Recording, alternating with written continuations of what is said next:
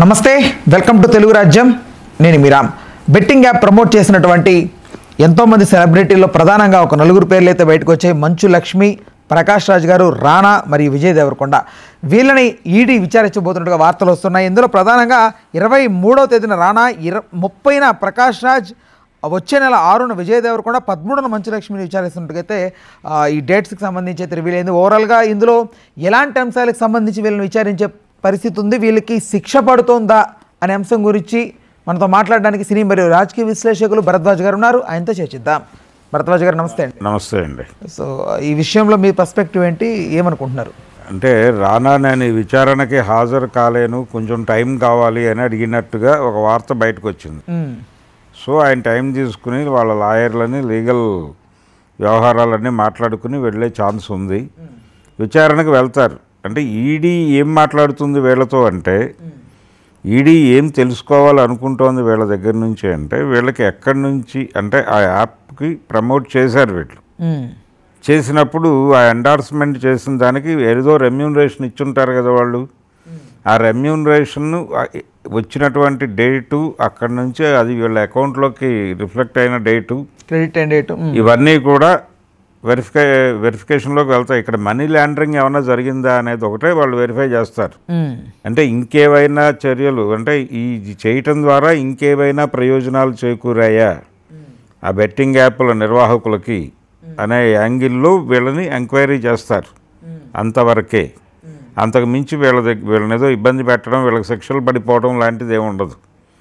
Money లాండరింగ్కి సంబంధించిన ఏదైనా crime జరిగిందా వరకు వీళ్ళ దగ్గర నుంచి వివరాలు తెలుసుకుని పంపించేసి దాన్ని వెరిఫై చేసుకుంటారు తప్ప ఇమ్మీడియట్గా వాళ్ళ మీద చర్యలే ఉండవు. రెండోది, వీళ్ళందరినీ కూడా మేము ప్రభుత్వ సాక్షులుగా తీసుకుంటామని సజ్జనర్ గారు చెప్పారు గతంలో. అంటే ఈ బెట్టింగ్ యాప్లు వీళ్ళు డిజైన్ చేసినవి కాదు, ఎవరో డిజైన్ చేసింది, వీళ్ళు ఎండార్స్ చేశారు అంతవరకే. ఈ ఎండార్స్ చేయడం కూడా ఒక దశలో మేము తప్పు చేశామని తెలుసుకున్నాము అని మాట కూడా దొరికింది వీళ్ళ వైపు నుంచి. ప్రకాష్ రాజ్ గారు మాట్లాడాడు. అదే ప్రకాష్ రాజ్ గారు ఏమన్నాడంటే, మొదట నేను చేసిన మాట వాస్తవమే, తర్వాత నాకే అర్థమైంది అది తప్పని, నేను ఆ కాంట్రాక్ట్ రద్దు చేసుకున్నాను, రద్దు చేసుకున్న తర్వాత కూడా నా ఫోటో వాడారు వాళ్ళు, నేను వద్దని చెప్పాను, ఆ తర్వాత అయిపోయింది అని చెప్పాడు ఆయన. కాబట్టి ఇదే రేపు పొద్దున్న చెప్తాడు.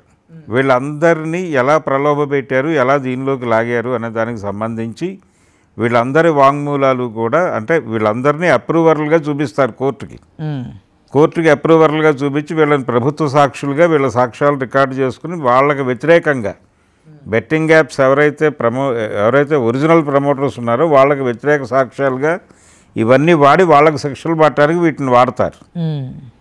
అంతే తప్ప వీళ్ళని ఆ కేసులో ఇన్వాల్వ్ చేయాలని అనుకోవడం లేదు. కానీ ఈడీ దర్యాప్తు అనేది కీలకమే.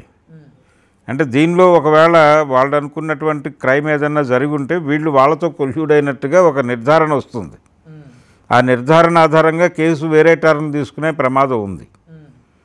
అందుకని రేపు జరగబోయేటువంటి ఈడీ విచారణ అనేది కీలకమే. దానిలో వీళ్ళు సాధ్యమైనంత వరకు అది తమ అకౌంట్లోకి వచ్చినటువంటి డేటు, వెళ్ళిపోయినటువంటి డేటు, అగ్రిమెంట్ చేసుకున్నది, షూటింగ్ ఎప్పుడు జరిగింది, దీనికి సంబంధించిన వివరాలన్నీ క్లియర్గా చెప్పేస్తే సరిపోతుంది. అవన్నీ టాలీ అయితే ఏ సందేహము లేకుండా, ఇబ్బంది లేకుండా టాలీ అయిపోతే బయటకు వచ్చేస్తారు. ఇక్కడ వరకే బయటకు వస్తారు. ఆ తర్వాత వీళ్ళు ప్రభుత్వ సాక్షులుగా అప్రూవర్లుగా మారి ఆ కేసు ట్రయల్ జరిగినంతకాలం కోర్టుకు వెళ్తూ ఉండాలి. ఫైనల్గా వాళ్ళు అరెస్ట్ అవ్వాలి. ఎవరైతే ఈ బెట్టింగ్ యాప్లు డిజైన్ చేశారో అవి ఎక్కడి నుంచి జరిగిందో ఆపరేషన్ తెలియదు, లోకల్ ఆపరేటర్స్ ఎవరో తెలియదు, వీళ్ళని ఎవరు అప్రోచ్ అయ్యారో తెలియదు, ఎవరి దగ్గర నుంచి వీళ్ళకి డబ్బులు అందాయో తెలియదు. చైన్ లింక్ అసలు కష్టం పట్టుకోవడం. కాబట్టి దీనికి సంబంధించినటువంటి చాలా విస్తృతమైనటువంటి పరిశోధన, దర్యాప్తు జరగాల్సి ఉంది. ఈ దర్యాప్తులో ప్రాథమికంగా మనీ లాండరింగ్కి సంబంధించిన వ్యవహారాల వరకు ఈడీ మాట్లాడుతుంది. వాళ్ళని విడిగా సజ్జనర్ గారి ఆధ్వర్యంలో ఇంకొక ప్రోగ్రాం ఉంది వీళ్ళకి. ఆ ప్రోగ్రాం అయిన తర్వాత ఒరిజినల్ కేసు మొదలవుతుంది. ఆ ఒరిజినల్ కేసు మొదలవటం ఇదంతా ఇప్పట్లో చేయలే వ్యవహారం కాదు. ఇంతకాలం ఇది జరిగినంతకాలం వీళ్ళందరి పేర్లు సర్క్యులేట్ అవుతూ ఉంటాయి జనంలో. రానా పేరు కావచ్చు, ప్రకాష్ రాజ్ పేరు కావచ్చు, మంచు లక్ష్మి గారి పేరు కావచ్చు, ఈ పేర్లన్నీ సర్క్యులేట్ అవుతూ ఉంటాయి. ఇమ్మీడియట్గా వాళ్ళకి వచ్చిన ప్రమాదం ఏం లేదు. కాకపోతే వాళ్ళ లీగల్ టీమ్స్తో వాళ్ళు వెళ్ళి అక్కడ కూర్చుని వాళ్ళకి వివరాలు చెప్పి అవన్నీ చూపించి మాకు ఏ సంబంధము లేదు, వాళ్ళు మమ్మల్ని అప్రోచ్ అయ్యారు, మేము తెలియక ఎండార్స్ చేశాము, ఆ తర్వాత తెలుసుకుని వద్దన్నాము, కాబట్టి అంతవరకే, మేము ప్రభుత్వ సాక్షులుగా మారటానికి కూడా మాకు అభ్యంతరాలు ఏం లేవు, మేము అప్రూవర్లుగా మారతాము అని చెప్పేసుకుని బయటకు వచ్చేస్తారు. అప్రూవర్లుగా మారిపోయిన తర్వాత వీళ్ళ స్టేట్మెంట్లు రికార్డ్ చేసుకుంటారు. అది కోర్టు చేస్తుంది నేరుగా. కోర్టు వీళ్ళ స్టేట్మెంట్లు రికార్డ్ చేసి వాళ్ళు ఎవరైనా అరెస్ట్ అయితే వాళ్ళకి వ్యతిరేకంగా ఈ సాక్ష్యాలను వాడతారు. అది జరగబోయేటువంటి కార్యక్రమం. ఈ బెట్టింగ్ యాప్స్కి సంబంధించి వాళ్ళు మాత్రమే కదా, సెలబ్రిటీలు మాత్రమే లేరు దీనిలో, చాలామంది ఉన్నారు. సెలబ్రిటీల పేర్లు బయట సర్క్యులేట్ అవుతున్నాయి, కానీ చాలామంది ఇన్ఫ్లుయెన్సర్స్ కూడా ఉన్నారు దానిలో ఇన్వాల్వ్ అయ్యి. అది యూట్యూబ్ వాళ్ళు, ఇన్స్టా వాళ్ళు, రకరకాల ఏరియాల్లో వాళ్ళు చాలామందిని టార్గెట్ చేసి అప్రోచ్ అయ్యారు. అలాగే ఇది ఏ రకమైన ఆధారాలు అంటే వాళ్ళు ట్రాన్సాక్షన్ జరుపుతున్నట్టుగా ఏ రకమైన ఆధారాలు లేకుండా జాగ్రత్త పడే అప్రోచ్ అయ్యారు. అంటే ఏదో ఒక మాల్లో ఏదో ఫంక్షన్లోనో ఎక్కడో పాల్గొంటున్నప్పుడు సడన్గా వచ్చి మీ పక్కన కూర్చొని మాట్లాడటం మొదలు పెడతారు వాళ్ళు.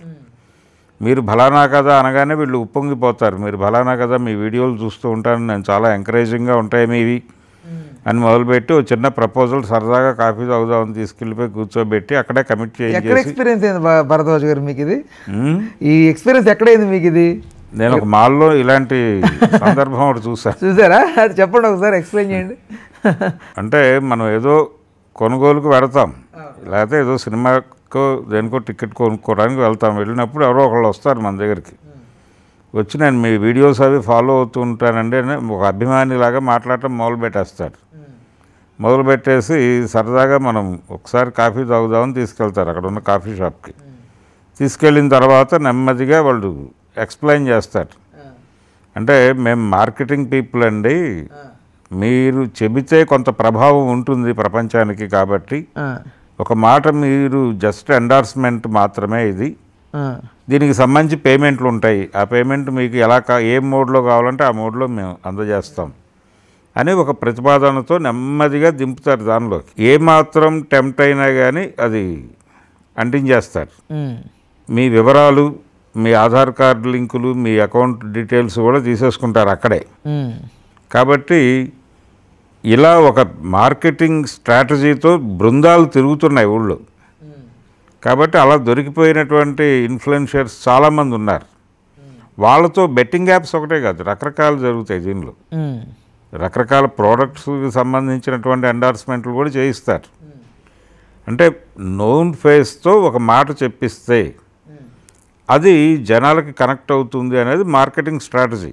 ఆ స్ట్రాటజీ ప్రకారం ఎవరినైనా సరే, అంటే వాళ్ళకున్న బడ్జెటరీ దీన్ని బట్టి ఏ స్టేజ్లో ఎవరైనా వాడాలి అనే దాని ప్రకారం వెళ్తున్నారు.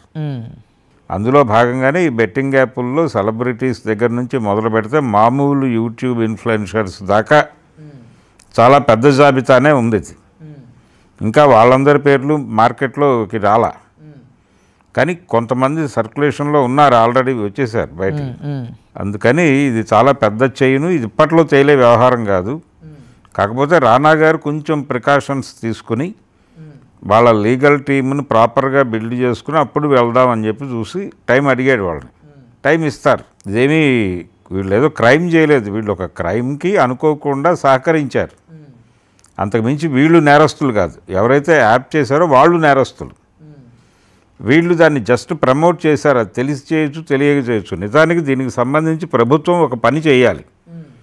దీన్ని ఒక ఎక్స్పీరియన్స్గా తీసుకుని ఒక ఏజెన్సీ పెట్టండి. మీరు ఒక లీగల్ ఏజెన్సీ పెడితే ఎవరినైనా అప్రోచ్ అయితే ఇమ్మీడియట్గా వాళ్ళ దగ్గర వివరాలు తీసుకుని మేము ఈ ఎండార్స్మెంట్ చేయొచ్చా చేయకూడదా మీరు చెప్పండి అని చెప్పి వీళ్ళకి పంపించాలి. వీళ్ళు ఓకే చేస్తే వాళ్ళు చేస్తారు. అలాంటి ఒక లీగల్ మెకానిజం ఉండాలి. అందరికీ అన్నీ తెలియాలని లేదు కదా. దీన్ని వెరిఫై చేయడానికి ఇప్పుడు బ్యాంకులో లోన్కి వెళ్తాం మనం, మన డాక్యుమెంట్లన్నీ లీగల్ ఒపీనియన్ కోసం ఒకళ్ళకి పంపిస్తారు కదా, వాళ్ళు ఒపీనియన్ ఇచ్చాక కదా లోన్ శాంక్షన్ అయ్యేది. అలా ఈ ఎండార్స్మెంట్లకు కూడా లీగల్ ఒపీనియన్ ఇవ్వడానికి ఒక బాడీని ఏర్పాటు చేయండి మీరు ప్రభుత్వం వైపు నుంచి. ఇరుక్కోకుండా ఉంటారు. ఇలాగే మీరు అప్రూవ్ చేసిన తర్వాత చేస్తారు, మీరు అప్రూవ్ చేయకపోతే పక్కన పడేస్తారు. ఆ విషయం వాళ్ళకి కమ్యూనికేట్ చేస్తారు. రెండోది, దీనివలన జరిగే ప్రయోజనం ఏంటంటే ఎవరైనా సరే ఎవరినైనా ఒక ఎండార్స్మెంట్ కోసం అప్రోచ్ అయ్యేటప్పుడు వాళ్ళ వివరాలు ప్రభుత్వానికి చేరతాయి ముందే. కాబట్టి అదొక రక్షణ ఉంటుంది. ఎవరు ఎండార్స్మెంట్ కోసం తిరుగుతున్నారు, ఏ ఏజెన్సీ వాళ్ళు తిరుగుతున్నారో ఆ డీటెయిల్స్ కనీసంగా మీ దగ్గర ఉంటాయి. కాబట్టి ఇలాంటిది ఏదైనా జరగాలి. అలాగే సినిమా సెలబ్రిటీస్ ఎక్కువ దీనిలో ఇరుక్కుంటున్నారు. ఇప్పుడు మహేష్ బాబు గారు ఒక రియల్ ఎస్టేట్ దానికి చేశారనేది ఒక గొడవ నడుస్తోంది. అందుకని ఫిలిం ఛాంబర్ ఇట్ సెల్ఫ్ ఒక లీగల్ బాడీని ఏదో ఏర్పాటు చేసి అక్కడ ఎవరైనా సరే మా సభ్యులు కానీ ఛాంబర్ తాలూకా లింకుల్లో ఉన్నవాళ్ళు కానీ ఎవరైనా సరే ఇలాంటివి వచ్చినప్పుడు ఆ డాక్యుమెంట్స్ తెచ్చి ఇక్కడ లీగల్ ఒపీనియన్ తీసుకోండి. రేపు పొద్దున అది ఏదైనా ఇష్యూ అయినప్పుడు కోర్టుకు వచ్చి వీళ్ళే సాక్ష్యం చెప్తారు. మీరు ముందస్తుగా వెరిఫికేషన్కి వెళ్ళారా లేదా అనేది కూడా ఒక సాక్ష్యంగా ఎస్టాబ్లిష్ అవుతుంది. అది చేసుకోవాలంటే ఒక బాడీ ఉండాలి, ఒక ఆథరైజ్డ్ బాడీ ఉండాలి. అలాంటి ఒక ఏర్పాటు జరగాల్సినటువంటి అవసరం ఉంది అని అనిపిస్తోంది ఈ కేసులు వరుసగా చూస్తుంటే. ఇదొక పరంపరగా నడుస్తోంది. అందుకని ఇలాంటి బాడీలు ఏర్పాటు చేయడానికి ఇది ప్రాథమికంగా ఒక ఉపయోగపడేటువంటి అంశంగా కనిపిస్తోంది. ఇది డిమాండ్ చేయాలి వీళ్ళందరూ. ఇప్పుడు ఈ సెలబ్రిటీసు దీనిలో ఇరుక్కున్నటువంటి ఇన్ఫ్లుయెన్సర్స్ వీళ్ళందరూ డిమాండ్ చేయాల్సింది ప్రభుత్వాన్ని, అయ్యా మీరు ఒక బాడీ ఏర్పాటు చేయండి వెరిఫికేషన్ కోసం, ఒక లీగల్ సెల్ పెట్టండి, మేము మా దగ్గరికి ఎవరైనా వస్తే వాళ్ళ దగ్గర నుంచి వివరాలన్నీ తీసుకొచ్చి మీ దగ్గర పడేస్తాం, మీరు వెరిఫై చేసి చేయమంటే చేస్తాం, లేదంటే వాళ్ళని తన్ని తగలేస్తాం అని డిమాండ్ చేయాల్సిన అవసరం ఉంది. అలాంటి బాడీ అక్కడ జరగాలి. అలాగే మా అసోసియేషన్ కానీ లేకపోతే ఫిలిం ఛాంబర్ కానీ చొరవ చేసి తమ దగ్గర కూడా అలాంటి ఒక బాడీని ఏర్పాటు చేసుకోవడం అవసరం. ఎందుకంటే ప్రధానంగా నోన్ ఫేసెస్ అనగానే సెలబ్రిటీస్ అనగానే సినిమా వాళ్ళ దగ్గరికి వెళ్తారు. అందుకని ఛాంబర్ కూడా ఒక బాడీని ఏర్పాటు చేసుకుంటే బెటర్ జరుగుతున్న ఈవెంట్స్ నేపథ్యంలో. అంతకు మించి వేరే ఏమి ఉండదు. దీనికి సంబంధించి సెలబ్రిటీస్ చేయవలసిన తక్షణ కార్యక్రమం ఇదే. రైట్. ఇది చేసేసుకుంటే కొంతవరకు వాళ్ళు సేఫ్ జోన్లోకి వెళ్తారు. ఓకే భరద్వాజ్ గారు, ధన్యవాదాలు. Thank you. హలో, తెలుగు రాజ్యం ఛానల్ చూస్తున్నారా? సామాజిక రాజకీయ జీవన చిత్రణే తెలుగు రాజ్యం. అతిశయోక్తులు అసత్యాలు ఉండవు. రాజకీయ కోణం కాదు, ప్రజా కోణమే కొలబద్ద. తెలుగు రాజ్యం వీక్షణ మీ ఉత్తమ అభిరుచికి నిదర్శనం.